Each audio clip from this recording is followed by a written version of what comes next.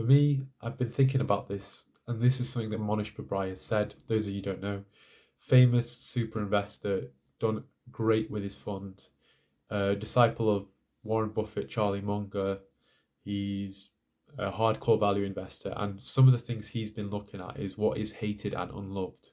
Now, he's mentioned coal specifically in his sort of video and talk, but it's really got me thinking about it. So, you do have the obvious ones like coal, oil, gas, but then you also have stuff that I'd probably add forgotten as well, like the makeup segment. If you could, particularly the smaller makeup companies which aren't mega cash flowing just yet, they are in the forgotten segment. I mean, if you think about the average investor there, you're the 90% of them are men, and they're typically older. They're going to be so detached from that reality and what's occurring. So I think makeup fits into that category. I think another one is just small caps in general, smaller companies. They're just they're unloved in the sense that these larger funds who are looking at them have certain capital that they need to deploy, and looking at a 20-50 million market cap company isn't going to do them any good.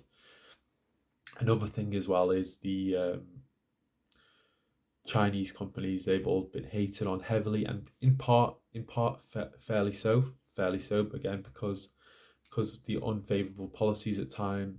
There could be some control, lack of control there from the company's aspect that you can all agree to. But like Monish Pabrai, he found Resos, which, those of you who don't know, one of his famous investments was a Turkish company where the Turkish currency had been just slaughtering the economy, and all investors have left the country, rightly so. Currency's devalued multiple times over in a few years, and yet he still made like a 10-20x return because it was so undervalued, and he found a way to protect himself from it.